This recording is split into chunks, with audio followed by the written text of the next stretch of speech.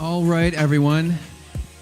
Welcome to Conversation Piece. My name is Ashley Peacock. I am a local talent developer. And in talks with Nick Pidek from Foster Coffee, he and I were inspired to create a new way of addressing social issues. So rather than problem solve by fixing problems, we had the audacious goal of just creating new pathways. So thus was born this speaking series, Conversation Piece. Now, we had the idea initially to get some fancy speakers up here to say some pretty words and inspire people, but the real reason Conversation Piece exists, you just experienced. What just happened is my favorite thing about this. It is creatives. It is people who care about their community sitting around a table with one another, making connections, establishing relationship, and talking about real things in the life of a citizen and the life of a creative. Congratulations, you just did it. And you know what? Just walking around to the tables, I was overwhelmed because this is our third event, and for the third time in a row, I saw a level of engagement that I could not have designed. There was as much listening as there was speaking. People weren't afraid to talk about real things. So good job. You just did it. Thank you. To just let you know in a few words why Conversation Piece exists, it is to recruit creatives to play a role in designing a new Flint. And this could be done anywhere, but my heart's broken for Flint. I'm from Flint. I currently live in Flint. And what's interesting is that Flint seems to be the center of attention. Elon Musk just tweeted about Flint. Everywhere I travel to knows about Flint. There's something about this town. And I think if this town gets it right, I think if this town shows that problem solving is more than fixing the problem, if this town is able to model how to create new pathways, imagine what the impact will be nationally, globally. So that's why we're here. We're here to get this right. Now, I want to thank not only you for showing up, I not only want to thank our speaker, B.Corder, for showing up, but this wouldn't be possible without some partners. And we choose our partners very intentionally. Like we don't partner with political organizations or we want this to be agenda free. So thank you so much, Boyd Suzuki, for providing video and live stream tonight. He's also a small business coach, and he has an office just upstairs. Thank you so much to 100K Ideas. Their desk is right there. And what's really cool is that it's a natural partnership for us, because not only are they a sponsor, not only did they give us this building to meet in, but they incubate people with ideas into living entrepreneurial entities. It happens right there. If you have an idea, if you have a widget that you want to make real, they'll help you make it real. Just go talk to them.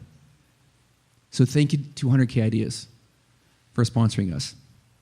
And also, thank you to Foster Coffee Company for getting me all jacked up tonight. Like, I would do a commercial for Foster Company. So thank you guys so much for sponsoring us. Thank you for keeping us all awake this evening. And our last sponsor tonight, I want to actually invite up here to say a few words. My dear old friend, not because he is old, but he kind of is old, but he's been a friend for a long time, for decades now, Don Bailey, is another Flint resident who left Flint, made a career, and has come back to Flint. And he still lives in Colorado, but he's come back to Flint and opened an office here to help Flint. And his company, LabMouse, has some very interesting things they're doing that are a natural partnership. They're a branch of the tree that Conversation Piece is also a branch of. And it's not just water crisis stuff, it's not just creative stuff, it's much, much bigger. So Don, if you would come up and say a few words about what you do, and thank you so much for being our sponsor.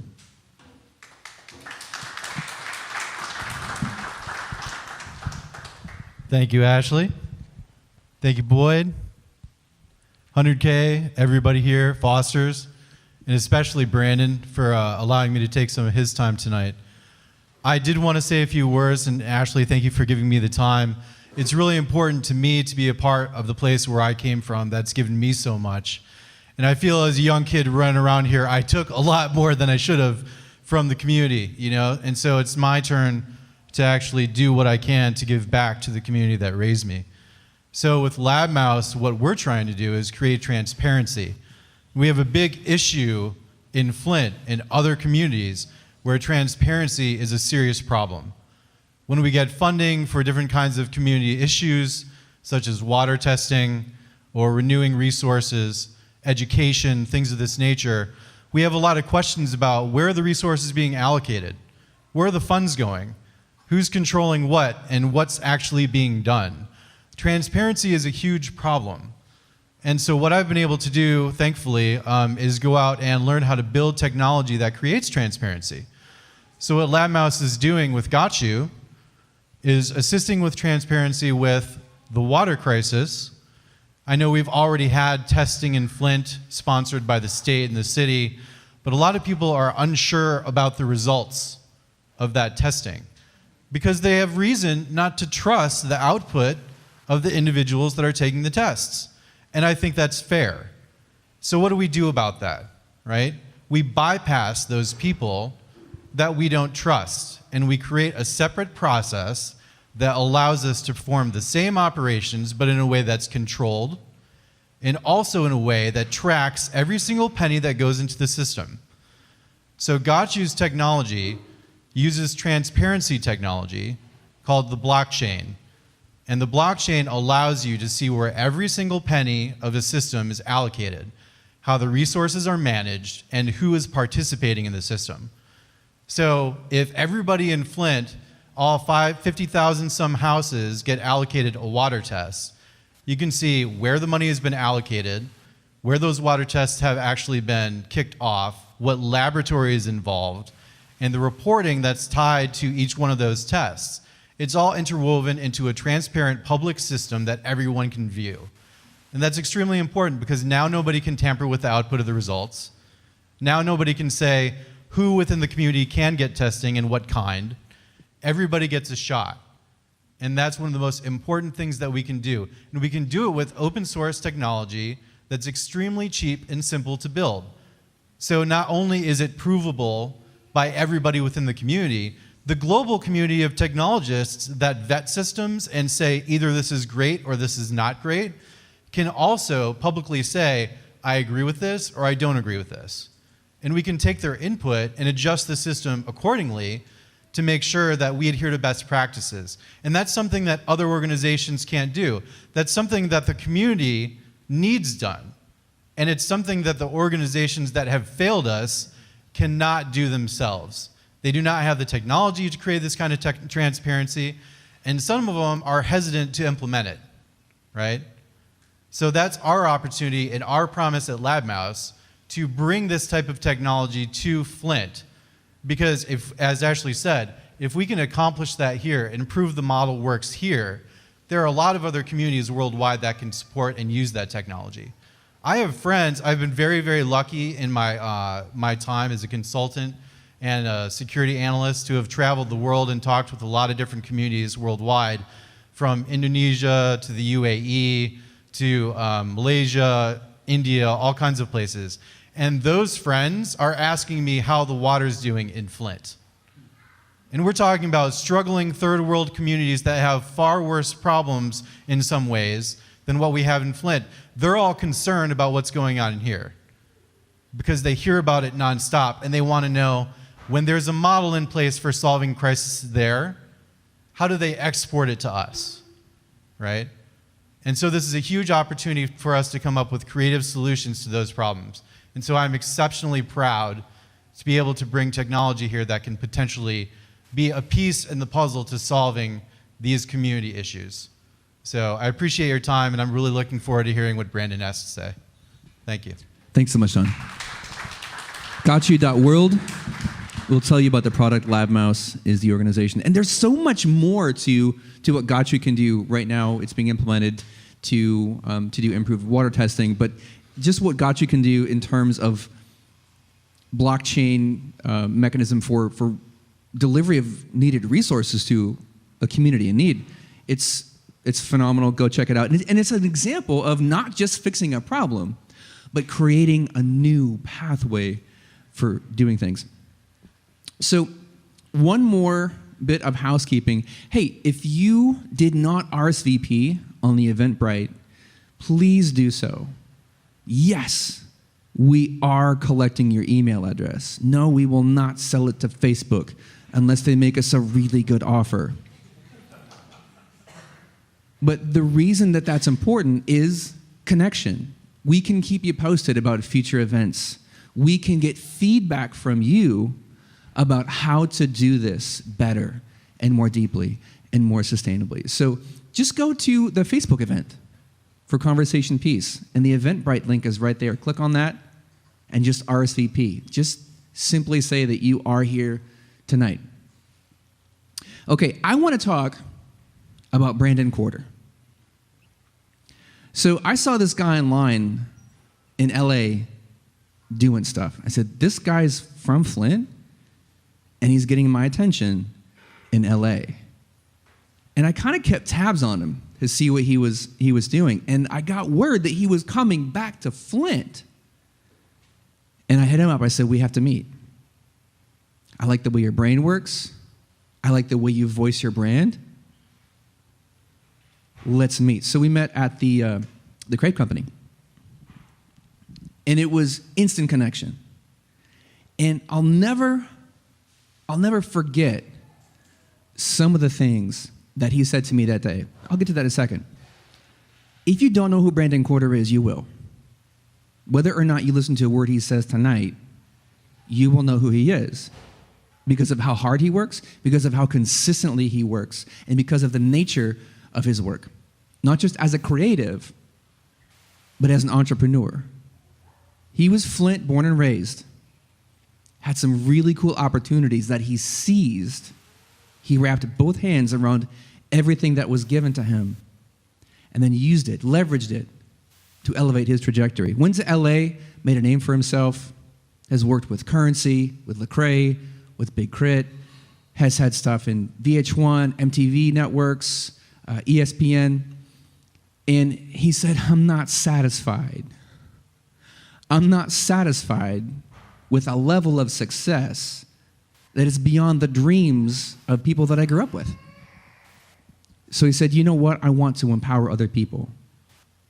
And he created the Beats and Beers brand, which is, it's so much more than event coordination or showcases. It is empowering young creatives to do what he did with his career. He's giving back while he continues to build his brand. And I cannot wait for you to hear that in his own words. And one of the things that he said to me over that first meeting at the Crepe Company that will stay with me forever is, if I don't have people telling me that what I'm doing is impossible, I'm not thinking big enough. Ladies and gentlemen, B.Corder.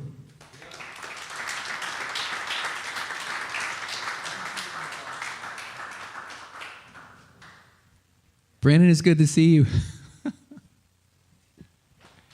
Welcome home, man.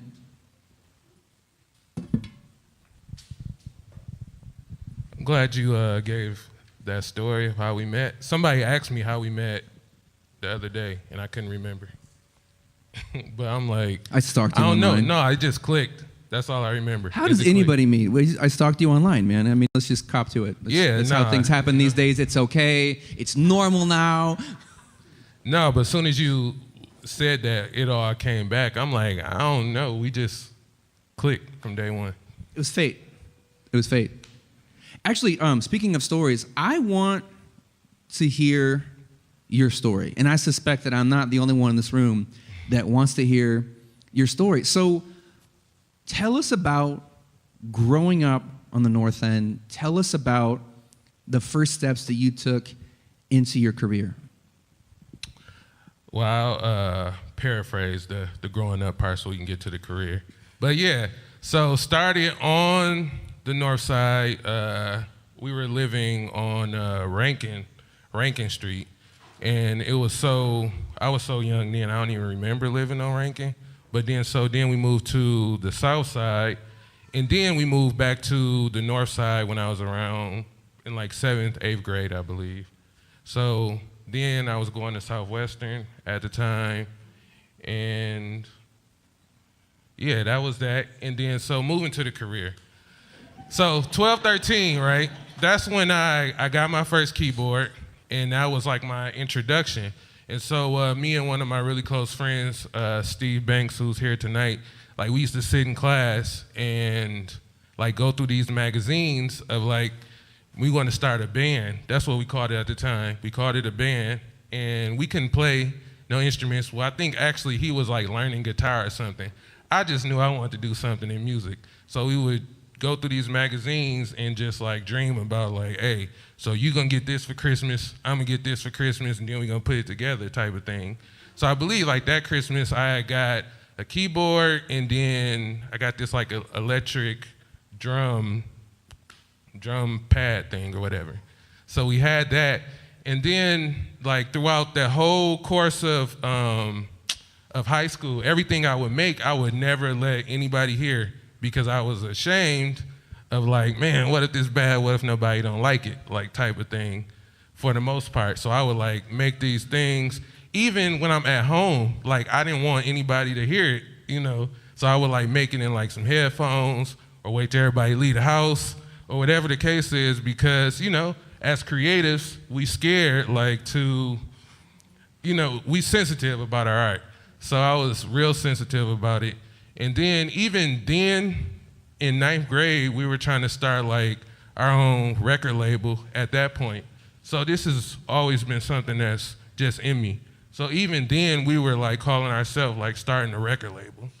And so probably about 18 is probably when I started taking it serious, started getting some like better equipment, bought a keyboard on eBay.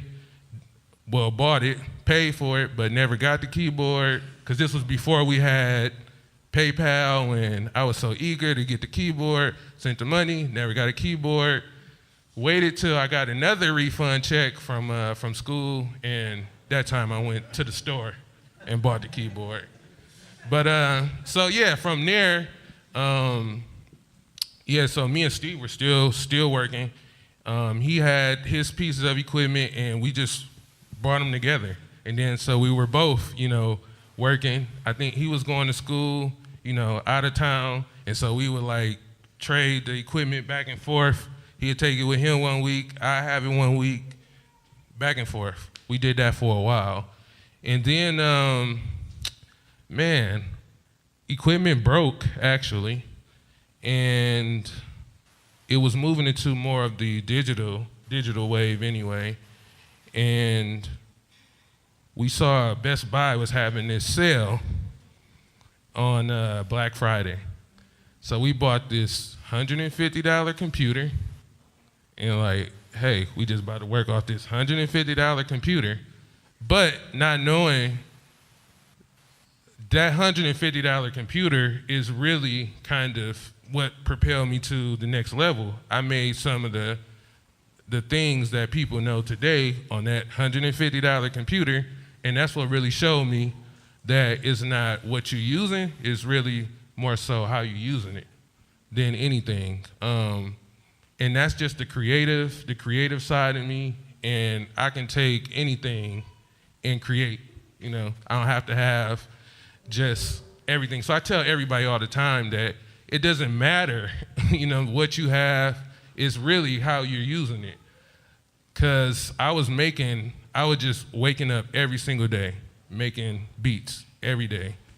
That was my day to night, making beats. And I wasn't even, at that time, I wasn't even intending on like, hey, how do I get this to so-and-so or whatever the case was. I was making stuff for the people around me, my friends or whoever reached out.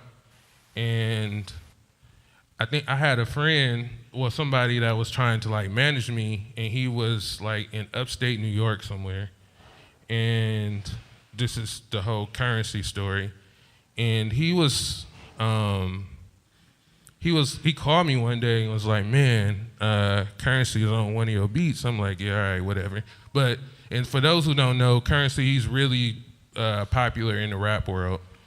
But yeah, so we had he had the beat at the time. I'm like, yeah, okay, whatever. Like, I didn't think anything of it.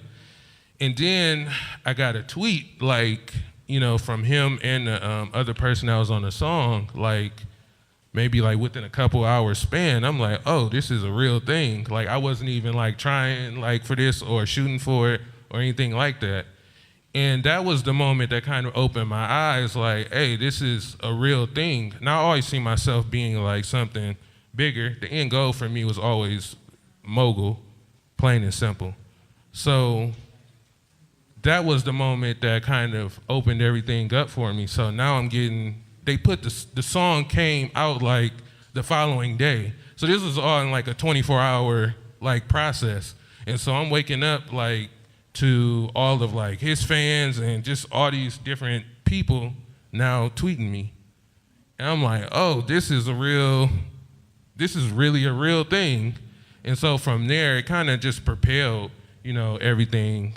And that was inspired to move to New York, because I stayed in New York for a minute, and I had a manager out there, but it all spiraled from this same situation. So I moved to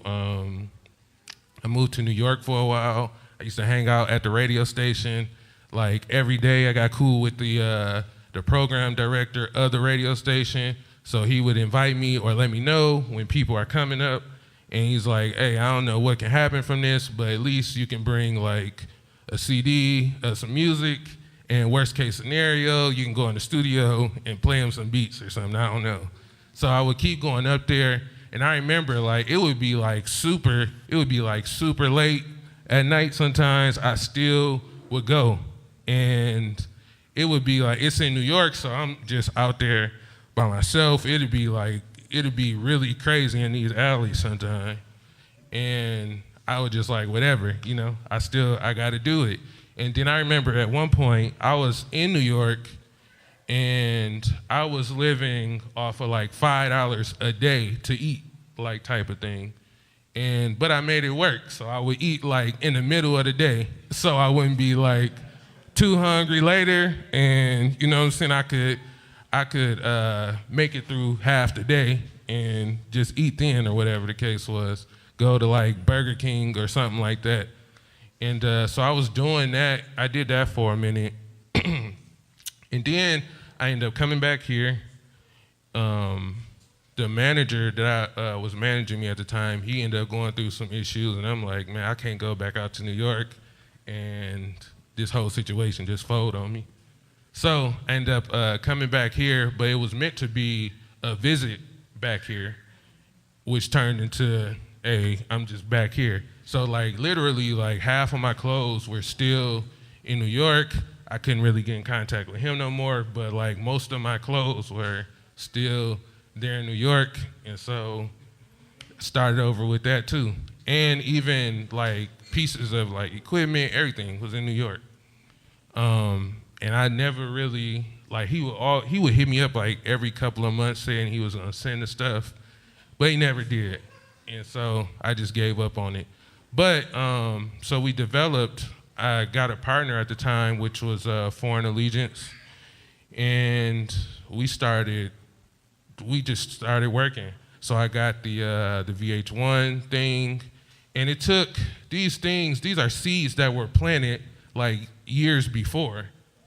These seeds were planted like years before, like to the point where I forgot all about sending this music to VH1 or MTV or whoever. I forgot all about it because I submitted to like a publishing company. And so maybe like some years later, it popped back up of like, hey, you got these songs on VH1, MTV, man, and it just kept going on and on and on. I'm like, oh, okay. Like, and they were like, probably like C and D list music, I feel like, out of my catalog, but they end up working. And so that taught me that you never know really what's gonna work. You know, you just create the music and the people will choose what they want, type of thing.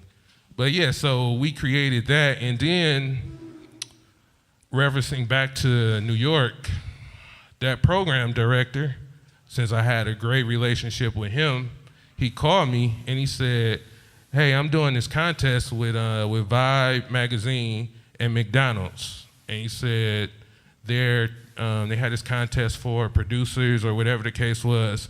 And I'm thinking in my head, I'm like, contest? Like, I don't want to do a contest. Like, I just don't want to do a contest.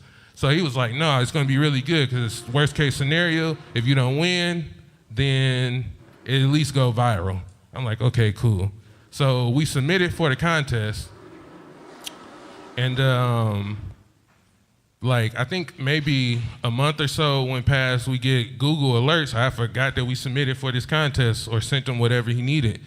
And we getting Google alerts popping up on Vibe magazine's website. I'm like, oh, I forgot about this contest. So this contest was, long story short, it was 3 rounds. And they chose us after the very first round, but we just had to keep acting like we was going along with the rounds, like we couldn't say anything, because the thing was to record with Big Crit after When You Win or whatever the case was. Big Crit is another person who was very popular in the rap world, and he was signed to Def Jam at the time. So he picked us after the first round. Like, that's how serious it was when we came in the game. So he was like, no, I just want them. Like, I don't really care about these other people. Like, hey, I just want them. So by the time like the contest was over, they had already flew us to Atlanta to record the song and everything. And we still have to act like this contest is actually like happening. So we still like promoting the contest, acting like it's still going on or whatever the case is. And this contest was over.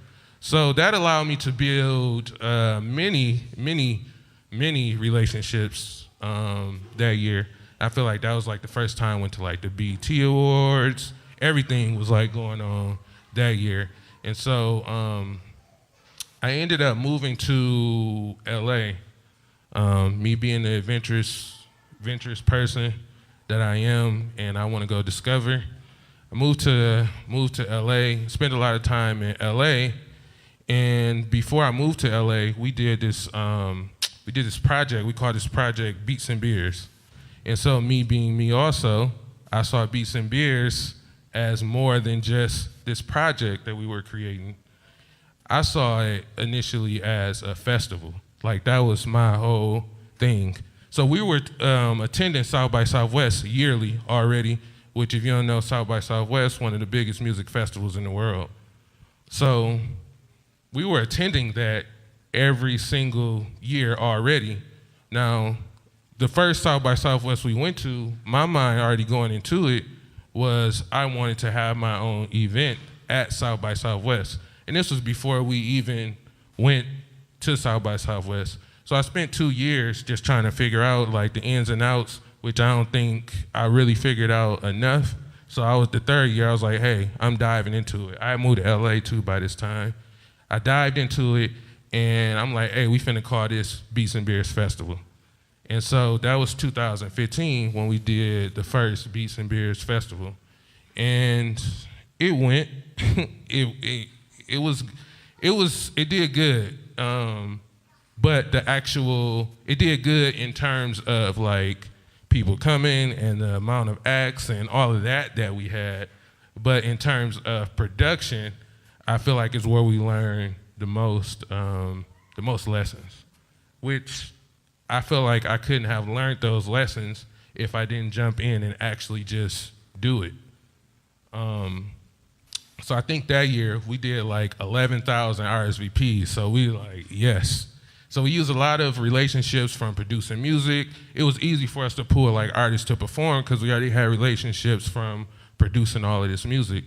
And so we did the first one in 2015, we did 2016, and then, I was in LA trying to find DJ gigs, because at this time, I'm DJing now too, because we got sponsored by this company that makes DJ equipment, and they sent us all this DJ equipment, so I'm like, hey, I'm about to start DJing.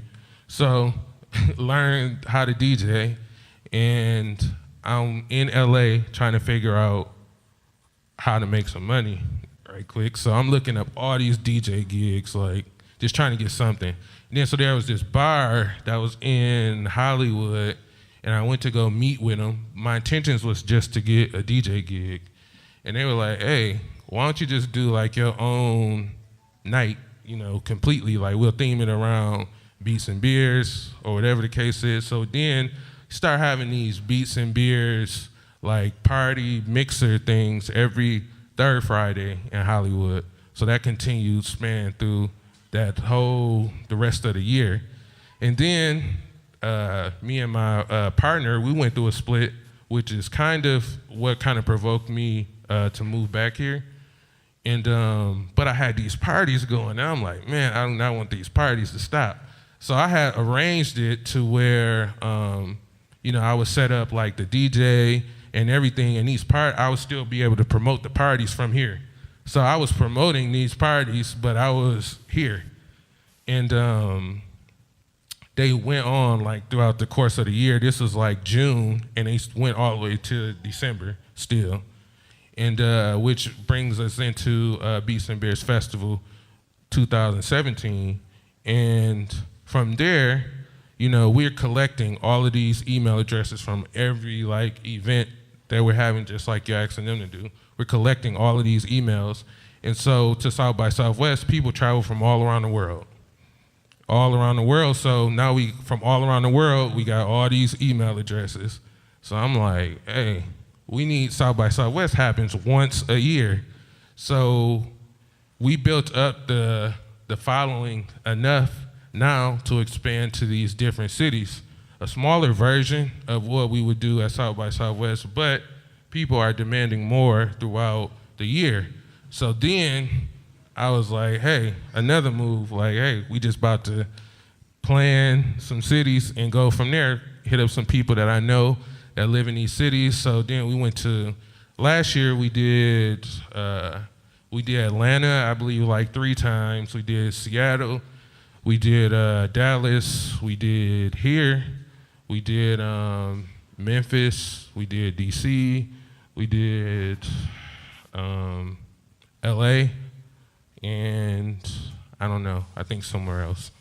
But so yeah, just saying that we expanded to all of those cities. Now, were all of them like the greatest thing that I wanted them to be? No, but I just wanted it to test all these different places and markets and see what, how strong, the following was or whatever the case was. And then and also developing that, I had this idea because a lot of people were drawn back from Beats and Beers because of the beer portion. So I'm like, okay, well, I got a solution to that. We're gonna do Beats and Books. And so whatever doors Beats and Beers can knock down, Beats and Books will. So we developed this nonprofit, Beats and Books. And then we did the first Beats and Books, which is this whole educational format that we bring in industry professionals to teach about music and just the industry as a whole. Is doing panel, master classes, et cetera, et cetera. So we did the first one at Morehouse last year, and then we did we did Howard University last year too. And so that's another whole nother separate entity, separate running piece on its own. And fast forward to 2018, we did Beats and Beers Festival, 20,000 RSVPs versus the 11,000 in the first year. And Beats and Books actually has a curriculum that's incorporated in Georgia in a high school's curriculum. And we got some more schools coming up too. So. And I feel like you're just getting started. Man, I'm glad you said that. So what I love about your story is that for as ambitious as your objectives are, it doesn't ever seem like you're out to get approval or to truly prove yourself, to get validation. You're just focused on the work. Like, you didn't go after the VH1 placements. You went after the work, and you honored the work by submitting it to the publishing. You didn't go after the currency placement. You just were faithful to the work, and you built your catalog. You got up every day and made beats, because that's how you honor the work. That's how you honor yourself as a creative. So all of the rewards, you're saying, came almost unexpectedly because you just kept working. And you never hinged your worth on the reward. You hinged your worth on something much deeper. And the work just seems to come out of that. And what I also love about your work is that you continue to learn from it. And you're actually so humble about your approach. You're like, yeah, man, we didn't do what we maybe could have done, but we learned so much from it. Oh, and by the way, we had 20,000 RSVPs to our last event. I didn't have 20,000 RSVPs to my last event. He's like, oh yeah, we kind of killed it, low key. And I want to go back to what you said earlier about. Can I say something? Oh yeah, go ahead, man. While you're talking about like the doing the work and things magically happen. So it's this book that I read called The 7 Spiritual Laws of Success. I probably read it at least 50 times, and it talks about in there the law of least effort, and so which is something that I live by, which is basically when you're doing the actual work, things just happen for you, long as you're just doing the work. And another thing that I live by, which is Mama Soul told this to me, and it just stuck with me. She does that, doesn't she? Yeah. And it's work only finds working people. So when you're doing the work will find you. I love what you said about doing the work, but I think so many people get caught up in working hard, not working in alignment with who they are. Is that fair to add to that? Absolutely. No, I agree. And you have to know who you are. Like, you work from a place of identity, and it feels like you always have. But that kid who was afraid to share his work and worked in headphones. I'm still scared sometimes. Okay, yeah. So how many people, especially creatives, are in that place of sensitivity and of fear, of even self-loathing, and are working in headphones and don't know how to say to themselves, like you did, you know what, mogul or nothing. Mogul or nothing. So what took you from the kid with the headphones on, afraid to share his work, to having a goal so audacious, people say it's impossible?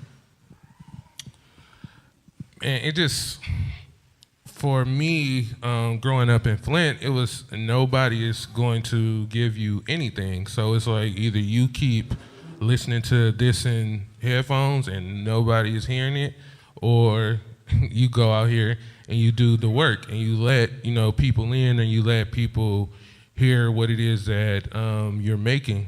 And it just was a thing. It's over time. Over time, you just learn, like, hey, like, nobody is going to hand you anything. So I had to, step out and be this person that, in that process, I developed more skills than just making music. So I had to be my own everything. I had to market, my own everything, market my own projects that I was putting out. So in putting out my own projects, guess what I'm learning about? I'm learning about like a publicist and PR and all these different things that go along with it. I'm learning about putting together my own like listening parties and all of that type of stuff. So now I'm developing all these skills, in the process. So which also falls under, my hat as well, falls under the end goal, the mogul end goal. So the challenges of your childhood, of your upbringing, of internal and external voices saying nothing's going to be handed to you, surrounded by limitations, what brought you out of that? Was it a teacher? Was it a parent? Was it an internal voice that said, you know what, you have to grab it? Nah, man, I get tired of, for me as a person, like, I can't not progress. I can't not progress. Like, I can't just be at a standstill. So that got old to me, just sitting there listening like, okay, so what are we doing? Like, I'm spending all this time making this and then nobody's hearing it. Like, I'm not progressing. Like, so for me, I always have to be doing things that is progressive. Like, and that I'm always pushing myself to do like these new things. So I'm jumping out here and I'll take the risk that a lot of people are scared to take. You know what I'm saying? I might lose, every now and then or sometime or whatever, but I learn so much more, in the process. And those losses are very necessary in learning, especially for me being from a place like Flint, where the music industry don't exist here. So what else am I gonna do? Like, am I just gonna sit there and wait for, whatever? And a piece that I didn't mention is, I think I was trying to get like our songs and stuff like played on the radio. So I went to, I started working with somebody at Kettering on their radio show, like, hey, let me just like intern for you, or we just gonna say it's intern, but I'm just come in there and work with you. But I'm just really trying to figure out how to get our songs played. And he's like, hey, you can have your own like radio show on this station. I'm like, oh, really? So I had my own radio show on there for like 4 years. But this is all in effort of, I'm trying to figure out all these different moving pieces of how does this work, or how can I put myself in a position to move things forward? Like, I'm just always searching for like the next thing of how can we move this forward? How can we do something that's innovative? How can we do something that's groundbreaking? People was like, hey, how you get your own radio station? I hadn't DJ'd or been a voice or a personality ever at that point. You know what I'm saying? So I just jumped in the fire. But that's just what I do. So for me, and I know it's a gift of mine, but I know it doesn't work like that, for a lot of people. A lot of people are not that progressive in thinking or don't have that self-motivation, to get up and be like, hey, this not going nowhere. Like, hey, I got to do something different. A lot of people don't have that. But for me, it's a gift of mine to naturally want to progress. And especially now, like, I have a daughter now. So for me, that's the thing, that kind of pushes me, because I don't ever want her to grow up and be like, hey, my dad ain't, he just sat there and was complacent. I want her to be like, hey, nah, my dad, he did everything. Like, even if, it didn't benefit me in the long run, but it benefited people, that was behind me. I want her to be able to say, nah, my dad, he did everything in his power. So it sounds like the fear that was speaking to the kid with the headphones on got quieter than the voice that was saying, this stuff deserves to be heard? And how do you take the gift that you have and give it to other kids who are trapped in the headphones still? What do you say to your younger self while you're still wearing the headphones? You know what? I mean, I wish to my younger self, I would definitely say, simply put, the world is yours. And what I mean by that is that go out here and fail as much as possible. Literally, like, because you learn and fail early and get those lessons out the way. I feel like personally, I spent so much time going from school to school, colleges, going from school to school, not even knowing what I wanted to even do with the degree if I attained it, knowing that my whole objective, if I had to choose between doing music, going to the studio, or getting this homework assignment done, I'm always going to the studio. But I spent so much time and wasted so much money, doing that versus just coming out of high school and being like, hey, this is what I'm gonna pursue. I'm gonna go to like an audio engineering school or something like that, pick up some basic skills, meet some people, network, whatever the case is. But I spent so much time, doing that and being in all those other areas when I could have just came out and really went towards what I really wanted to do. And I feel like that's definitely an important piece. Like, do what it is that you want to do. And I feel like I could have, I'm not gonna say could have, because I like my journey actually. But if I did it all over, I still would probably like just get out of high school, go fail early, make those moves, go move wherever else I'm talking about. And you know what I'm saying? We could have been milestones, probably could have been milestones ahead, but I feel like I'm exactly where I'm supposed to be.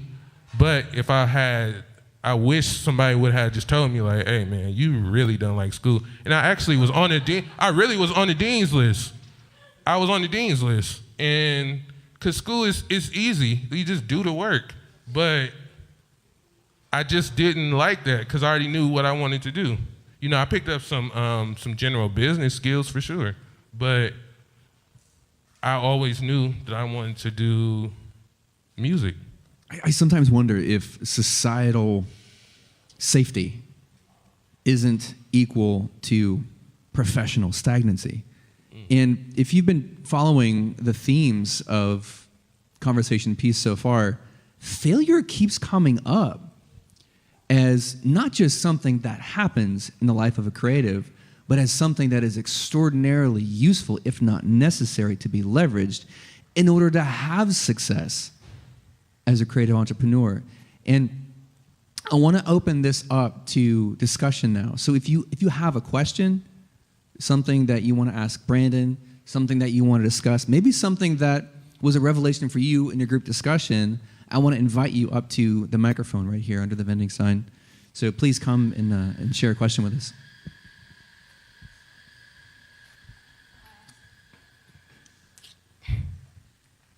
What's your name? Romanica Anderson. Hi, Monica. Hi, Brandon. So proud of you.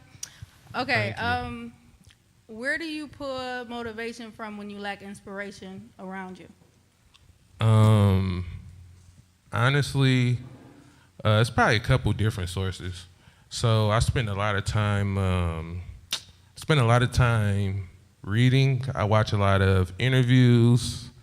I don't keep anything but motivational people around me. So sometimes I need to pull, some of their energy, and vice versa. I don't advise anybody to just pull energy and not be able to give it back. But yeah, so those are the basic places. I do things that provoke thoughts too. So sometimes I even just go to the movies or something, by myself type of thing though. Go to the movies, just watch something completely different than just sitting in front of this computer, all day. I spend a lot of time by myself. I spend a lot of time, a lot of quiet time in thoughts. I don't watch a lot of TV.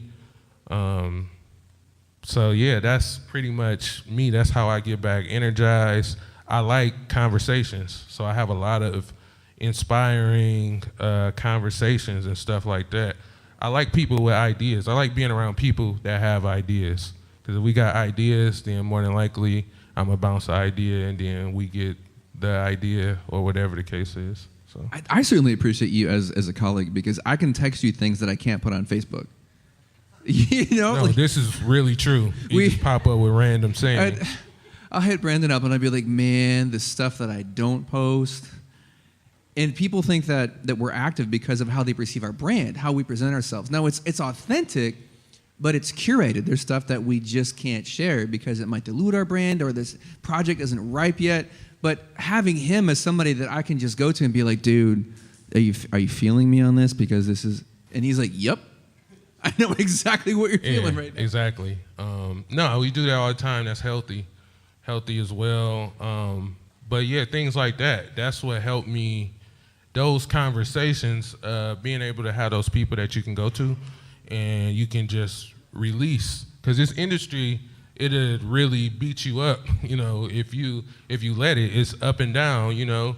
Some days, you might have nothing. Tomorrow you might have everything. You know what I'm saying? And some days it's really promising. Some days it ain't. Your life changed in 24 hours. Yeah. Exactly.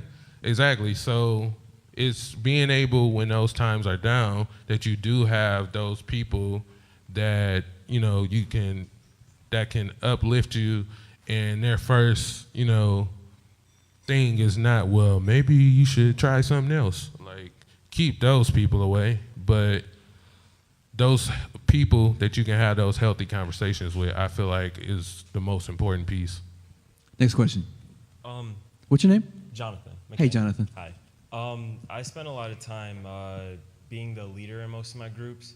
What would you say, because I know for me, it's really hard for me to get self-motivation sometimes, but motivating the group as a whole is a whole nother concept. So do you have any advice or tips for that? For self-motivation? And group motivation.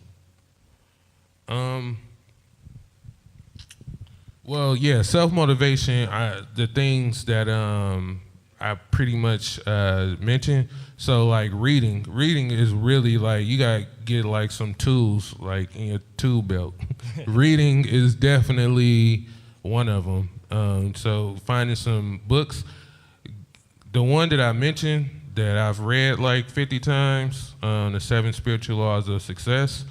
Read that, and I'm telling you, and it's a really short read, but it's really good and straight to the point. It's like my Bible. I read it faithfully. Like, it really just gets straight to the point. Like, you can't help but feel inspired after that. But no, just reading and not getting so caught up in like trying. I know one of my things is like, I like to make sure everybody around me is good, and then, but in doing that, sometimes you give too much of yourself. And I'm saying this because you mentioned the group, the motivating the group thing or whatever the case is.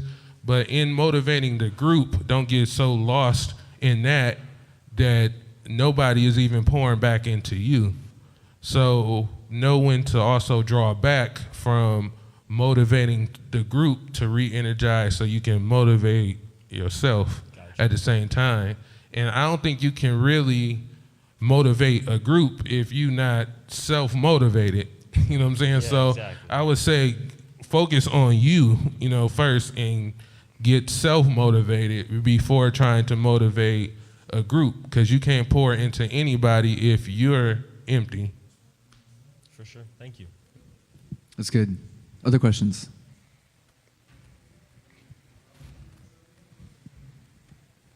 Hey, what's your name? Breon Jones. Hey, Breon. Hi, B. What's up? Have you ever found yourself overwhelmed by being a one-man team? And if so, why? All the time. Man, I'm a creative, like, at heart. Like, I am just creative. I got ideas all day, every day. And so if I'm not able to get those ideas out in the fashion that I want to get them out, then it drives me crazy. Yeah. Like, it really, drives me crazy. Sometimes it's just, from being taking on so many tasks at one time, wearing so many hats, man, and a lot of people don't realize, like, putting together these shows in these other, like, cities, and I'm not there, like, that's a whole nother task in itself. Like, I could put on a show in here right now, and it'd be, boom, easy. But to do a show in a whole nother city, I'm not there until a couple days prior, to the show, most of the time. It's a lot of work. There's a lot of moving pieces. You have to put a lot of trust in, a lot of people and hope that they doing the task, that they say they're doing, or you hope things are going like they say they are going, or whatever the case is. So there's a lot of, like, overwhelming, like, things. And then, of course, as a creative, like, I'm always pushing myself. So I always feel like, hey, you could be doing more. Yeah. Or, you know what I'm saying? Like, you need to be even higher than what you are. Like, you need to be really up there. So, I mean, I'm overwhelmed a lot of times. But then that's when I got to resort back to those things, like reading or those healthy conversations or whatever the case is, or somebody to remind me, like, hey, do you know what you just did? And appreciate, like, something else that I just accomplished. So, to that, when you're building a team around a project, how do you recruit? Do you simply look at things that you don't have capacity to do and you delegate based on the task at hand? Or do you look to a certain personality and you develop the role out of the connection with that person? How do you recruit? It just depends. A lot of people seek me out now, so but I'm very conscious of that. I move off energy a lot. Like, what I gotta research them and kind of just get a feel for who they are as a person before I do any type of, like, work or collaborative things, because I have to make sure that they line up with the vision and the brand, because essentially sometimes they're out representing, the brand or whatever. So I have to make sure that everything is in line. So sometimes I find people like that, or sometimes I've even found people who've attended, like, a show and they're like, hey, man, I do X, Y, and Z, and I really think we could bring this show or do this or do that or whatever the case is. And then, I start working with them that way. But I'm really conscious on who I work with exactly, because there's been so many cases of people, just not following through or, not trustworthy or whatever the case is. So people say I kind of give people a hard time, but I feel like it's kind of is necessary to, because this business is tough. It's a tough business. So I feel like you're not ready for the business if I can't give you a hard time initially, just to figure out, like, hey, if we're going to be good, working together or whatever the case is, or if you're a good fit. That's the word. It is a business. Exactly. Hey, man. What's up, guys? Peter McFray. How you doing? What's up, Peter? So, back to her point of being overwhelmed. Yeah. Understanding kind of a bit of that. How do you manage that? Like you said, you're being pulled all these different directions at all these different times. How do you delegate? This is this project. This is this project. Because I know it's easy to just go, I'm tired of this. Yep. And then eventually nothing gets done. Yep. So how do you either A, delegate that? How do you manage your time? What are your best practices for keeping yourself on task, hitting deadlines, accomplishing goals, or at least being far enough down the road on each one of these projects that you have going? Yeah. Every day I write down what I need to accomplish for the day. What typically happens like the night before, like sometimes I do weekly goals, and then those get broken down into like the daily task to accomplish those goals at the end of the week. And so I hate going to bed and seeing like stuff that I didn't accomplish on that list. And I feel like a huge part of it is deciding what it is that you want to accomplish. I feel like I do a horrible job sometimes at over-committing to a lot of things, then not realizing how much work like it is, and then I got to be like, hey man, I can't really, it's too much on me. And also I have a publicist too, who's really on me about like, hey, this is kind of what has to be done, today or things. But the best thing is to write out those goals, whether it be, whatever the end goal is, start work backwards. So whatever the end goal is, then you can break those down into smaller goals, then to daily goals, and then you can see how your time is being spent, or the best uses of your time. And then you can also decide, hey, am I taking on too many tasks or what? Because the thing is, and especially in this business, a lot of things come up unexpectedly that you don't necessarily know getting into it. And I know, especially like with what I do, a lot of it is, I'm figuring it out or I'm diving into it. So I don't exactly know every little detail that's going to, pop up. And also in that process, make sure that you're allowing the time that you need to recuperate, because I get so attached to like those lists and these projects that got to be done, and sometimes you just have to say, hey, I'm not doing nothing. Like literally I'm shutting down, for the day or whatever the case is, and rejuvenating type of thing. But yeah, lists typically is what works for me. On top of your normal meetings, you have a ticketed event on Saturday with 500 sold. Oh, you have a presser tomorrow morning at 9 a.m. in Detroit, and your kid's sick. So 2 things that work for me: triage and self-care. Definitely self-care. So triage is helped by self-care, because self-care helps you to center and approach things without extra sentimentality. Because emergent issues want to leverage your emotions to make sure that you pay attention to them. And it can be very, very misleading. Also, lean into your team, which means you have to recruit a trustworthy team to lean into. Like, hey, I got to go take care of my kid. I need you to be at the press event, and I need you to talk to the promoter about the event Saturday, because I'm going to be gone for the rest of the night.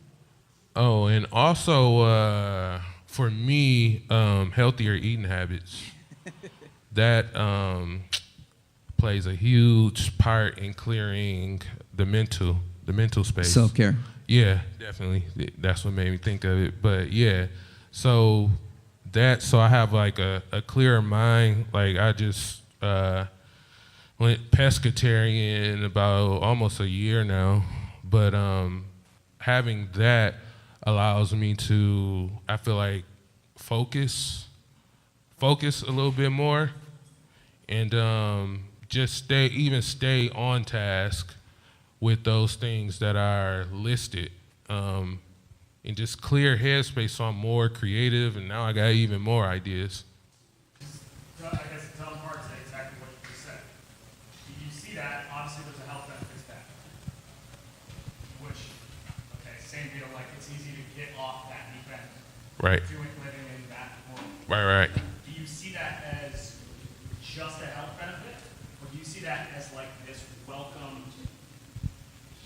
distraction. Like you focus on, this is like, it's just a complete disconnect from everything else that you're even kind of about. Like you're putting this other focus to just kind of take everything back out, like just evaporate all the responsibility and in your head to just focus on like, this guy, it doesn't affect anybody but you.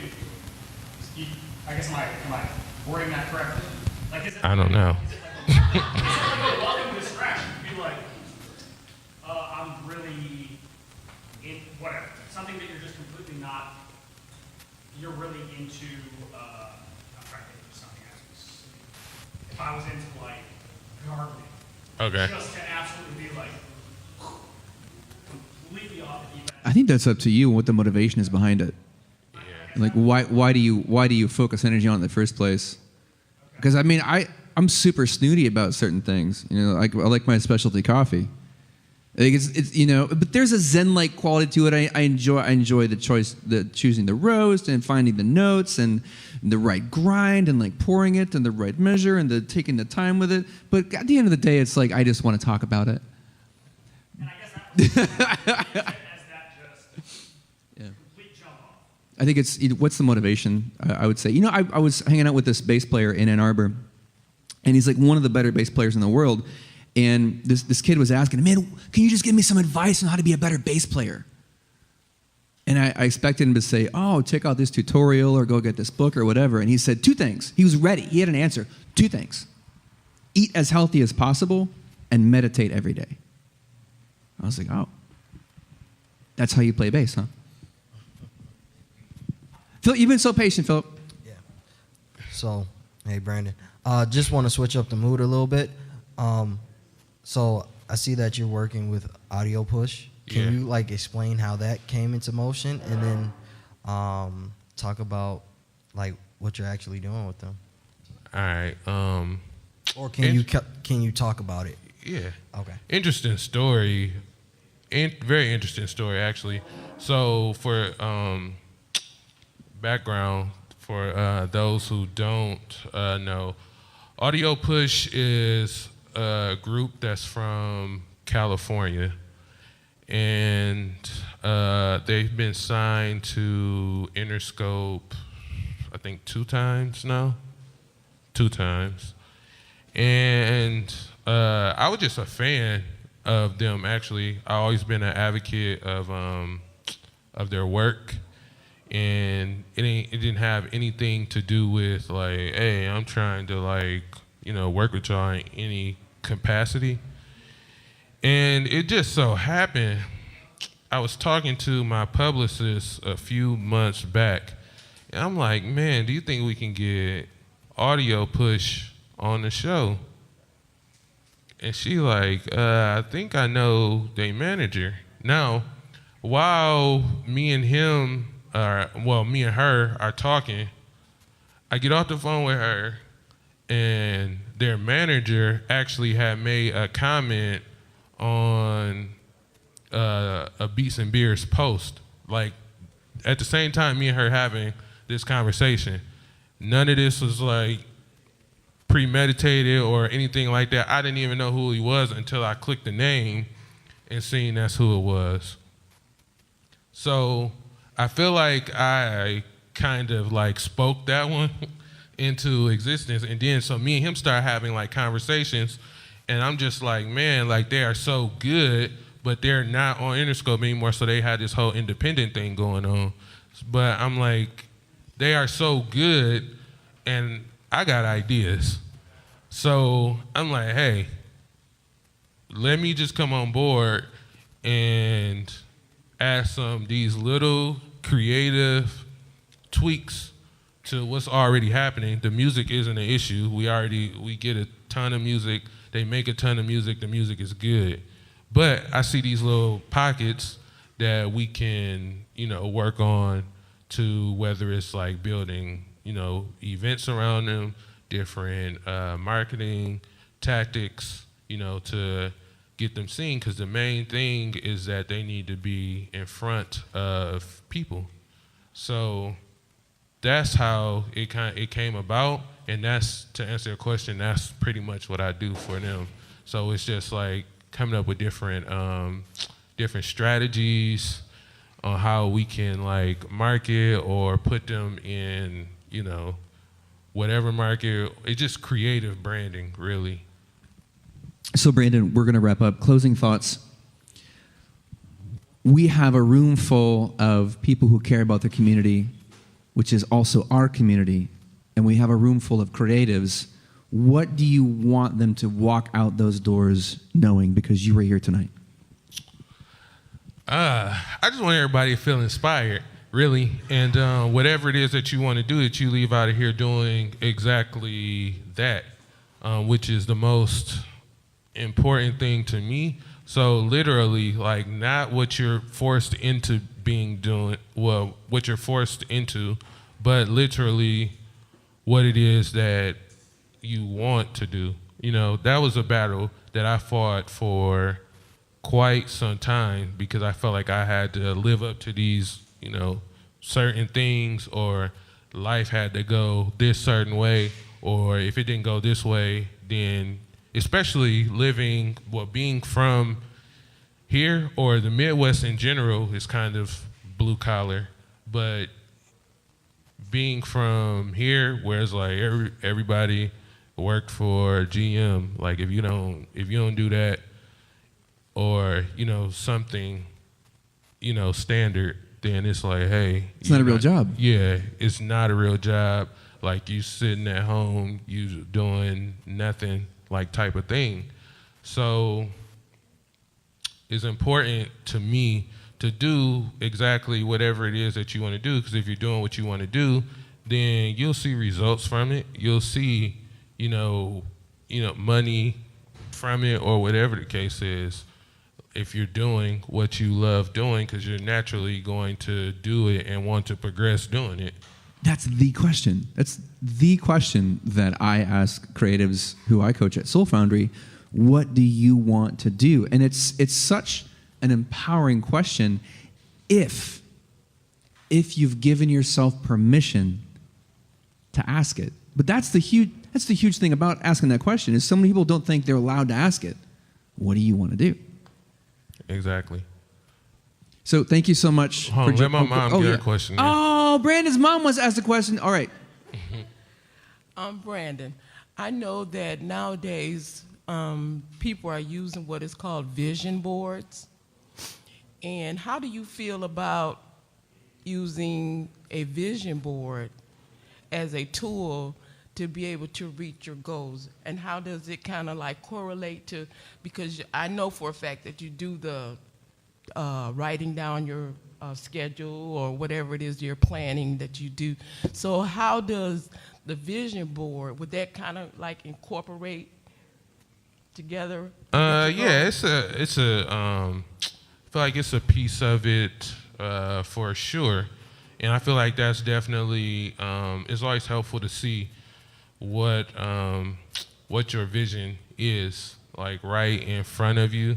I feel like my vision pretty much shifts, you know, a lot of times, because I feel like I get opened up and I talk to so many people.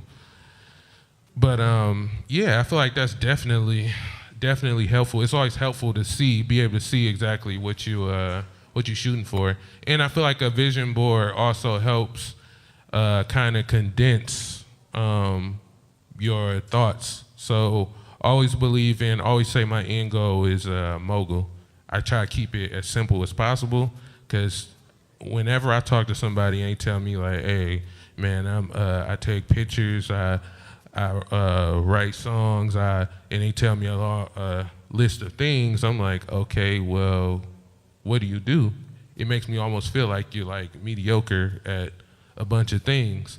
So for me, always try to keep what it is, like my goal is like 1-2 words, or it's always define it as simply as possible. So I feel like a vision board helps do that, because you can't put all them words and all that on a vision board, or else I feel like you're doing it wrong. If you putting a bunch of words, it should be something that you can simply look at, see, hey, this is what I want to attain. Value equals decreased accessibility plus increased visibility.